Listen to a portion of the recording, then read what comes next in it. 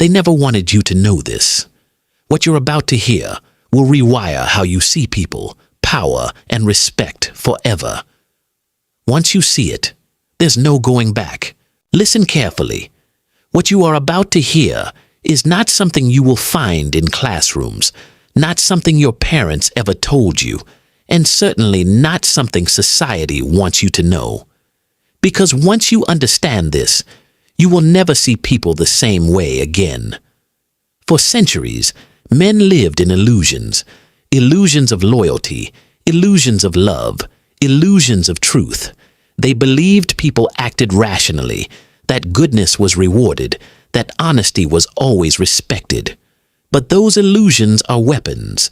They are chains designed to keep you weak, predictable, and easy to control. 500 years ago, a man named Machiavelli looked at the world with cold, brutal honesty. He stripped away the comforting lies and exposed the reality of human nature. His writings were considered dangerous, even evil, because they revealed the truth most people are too afraid to face. The church banned his book. Kings feared it. Yet behind closed doors, rulers, generals, and billionaires still study it today. Why? Because his ideas are not theories. They are laws. Laws of human psychology. Laws that do not care about your opinion, your feelings, or your morals. They simply are. And the first law is this. People are emotional, not rational. Think about it. Every day, you see men and women making choices that destroy them. A man works a job he hates, but stays because he's afraid of change. A woman cries about being hurt by toxic partners, but keeps choosing the same kind of man again and again. A friend asks you for advice, nods as if he agrees, then ignores every word you said. Do these sound like rational decisions? Number, they are emotional decisions disguised as logic. Machiavelli understood this centuries ago. He wrote, "Men judge more by the eye than the hand." In other words, appearances matter more than reality. It doesn't matter how much effort you put into something if it doesn't look valuable to others. It doesn't matter how deeply you care about someone if they don't feel it. People are moved by emotion, by fear, by desire, by jealousy, by hope. Not by truth, not by facts. That is why logic almost never wins arguments. That is why the smartest man in the room is often ignored, while the most confident speaker is celebrated. Look around. The products that sell the most are not always the best, but the ones marketed with the most excitement.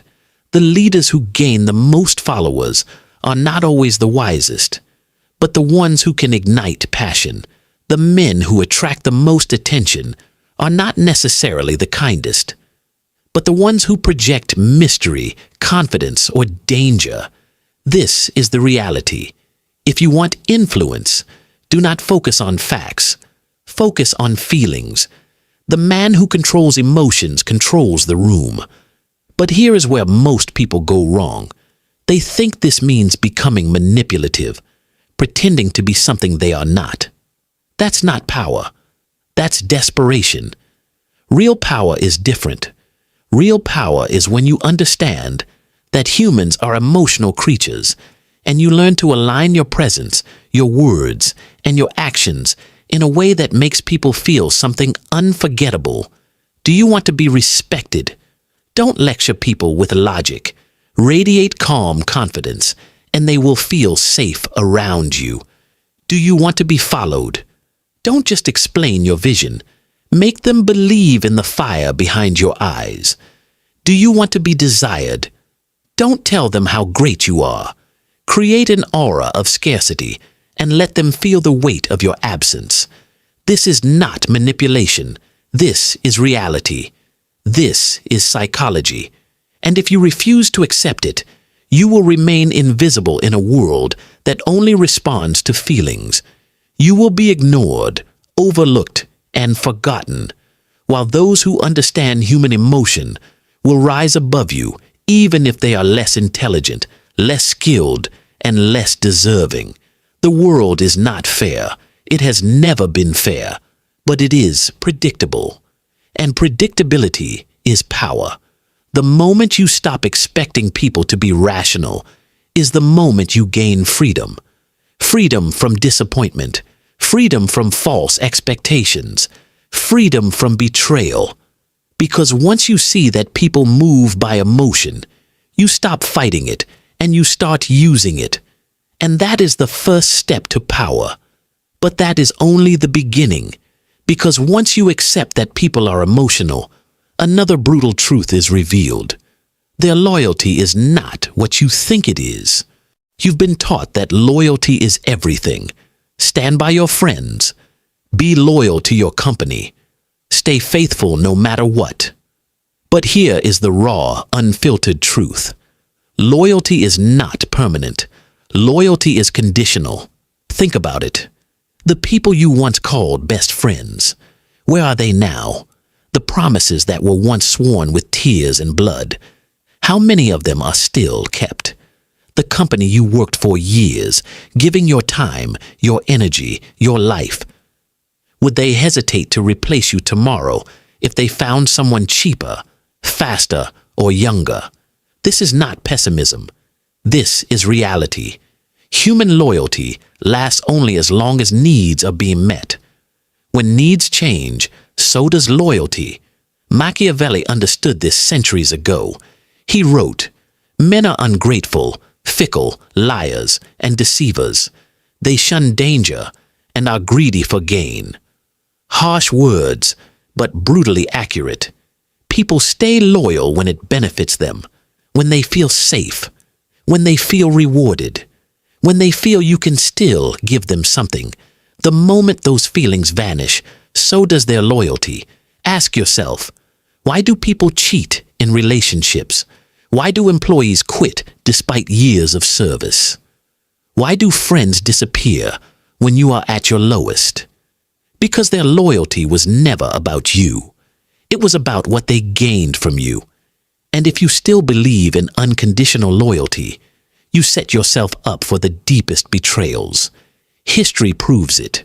Julius Caesar, the most powerful man in Rome, wasn't brought down by foreign enemies, but by his closest allies, men who had sworn eternal loyalty, men he trusted with his life.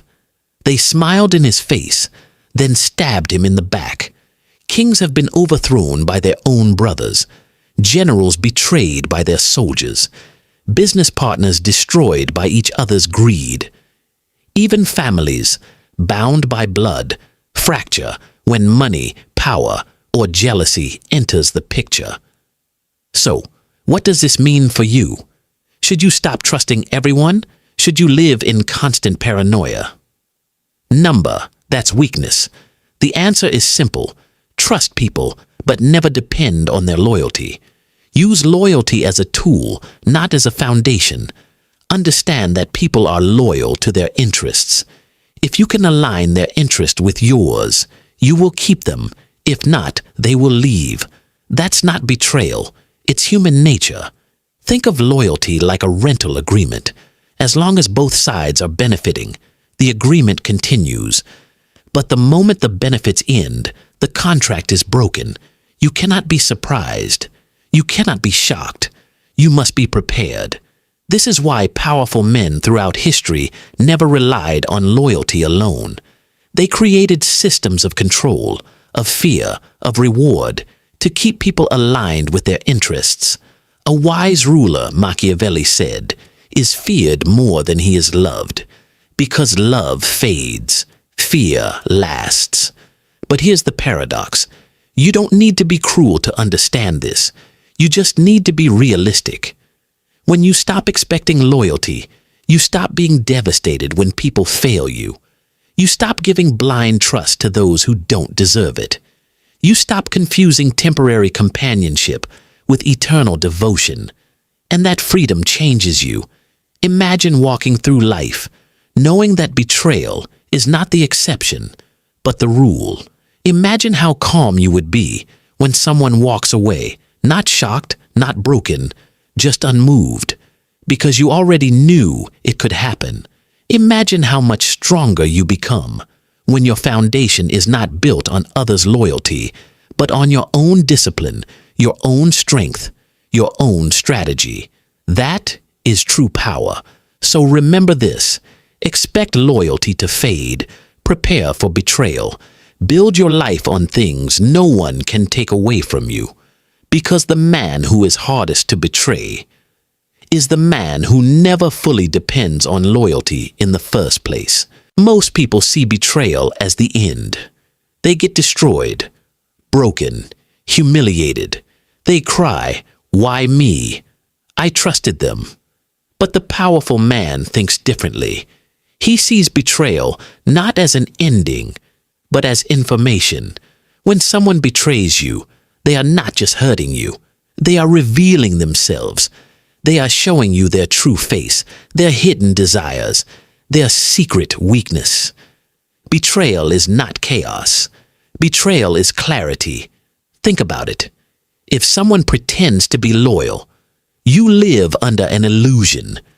You waste energy feeding a snake, believing it's a friend. But the moment they betray you, the mask falls, the lie shatters, and now you see the truth. That truth is power. History is filled with men who use betrayal as fuel. Take Napoleon. His own generals turned against him, but he didn't collapse. Instead, he studied them. He used their betrayal to understand which men were driven by greed, which by fear, which by ambition. He adapted, he shifted strategy, and for years he kept Europe under his control. Or look at modern business. Competitors betray partnerships, employees leak secrets, allies flip sides. The weak complain, the strong collect data. They ask, "Why did this happen? What did I miss? How can I prevent it next time? And more importantly, how can I use it?" This is the secret. Betrayal sharpens you. Every knife in your back teaches you where to build armor. Every lie told about you trains you to master silence. Every friend turned enemy teaches you who to never trust again. With each betrayal, you evolve from naive to dangerous. But there is a deeper layer. Betrayal itself can be used as a strategy. How? By mastering people's expectations. Most people walk into every relationship expecting blind loyalty. That's why betrayal shatters them. But if you flip the script, if you control when and how betrayal happens, you gain leverage. Consider politics. Leaders pretend to ally with rivals, only to betray them at the perfect moment, when their guard is down. That betrayal doesn't just remove an enemy. It sends a message to everyone watching. This is what happens when you trust too easily. Fear spreads faster than loyalty ever could. Or think of negotiation. Sometimes you let the other side believe you are committed. You let them overplay their hand, reveal their strategy, expose their weakness, and then you walk away. To them, it feels like betrayal. To you, it is simply strategy. But beware, betrayal used recklessly destroys you. If you betray everyone, no one will trust you enough to ever stand beside you. Betrayal must be a scalpel, not a hammer. Rare, precise, surgical, done at the right time, to the right target, for the right purpose. The key is this: never fear betrayal and never waste it. When others betray you, study it, learn from it, use it. When you betray, do it only if it elevates you, protects you, or creates power that loyalty never could. Imagine how unshakable you become when betrayal no longer terrifies you. Imagine standing tall while others cry over broken trust, and you stand calm, dissecting the betrayal like a scientist with a specimen. Imagine how unstoppable you become when betrayal is not your weakness, but your weapon. Most people pray they are never betrayed. The strong man prays differently. He prays for betrayal to reveal the snakes early, before they strike too deep. And when you master betrayal, you master one of the darkest truths of power. People will always turn against each other, But the one who understands betrayal never falls victim to it. He commands it. You fear betrayal. You fear lies. You fear enemies hiding in the dark. But what if I told you the most dangerous enemy you will ever face is not outside of you? It is inside. It is the weakness within yourself. Think about it. 1,000 betrayals cannot destroy you if your mind is strong. But a single weakness, laziness, fear, doubt, can ruin everything you build. The truth is brutal. Most men are not defeated by others. They are defeated by themselves. They quit too early. They get distracted too easily. They drown in pleasure, in comfort, in excuses. This is why strength through discipline is not optional. It is survival. Ask yourself, who controls you more, your ambition or your temptations? Do you control your habits, or do your habits control you? Because here's the dark truth. The world doesn't need to destroy you if you're already destroying yourself. History is littered with kings, warriors, and empires that fell not because of external enemies, but because of internal rot. Rome was not conquered in a single battle. It collapsed from decadence, corruption, and the softening of its people. Great generals lost not to the enemy's sword, but to their own arrogance. Business empires crumbled, not because of competition, but because of greed and complacency at the top. The same is true for you. You will not fail because of enemies plotting in the shadows. You will fail because you allowed your mind to weaken, your body to soften, your discipline to vanish. So, what does it mean to defeat the enemy within? It means choosing discipline over desire. It means rising before the sun when your body screams to sleep. It means working in silence when others are wasting time chasing validation. It means sacrificing comfort now to build unshakable strength for later. But here's the paradox.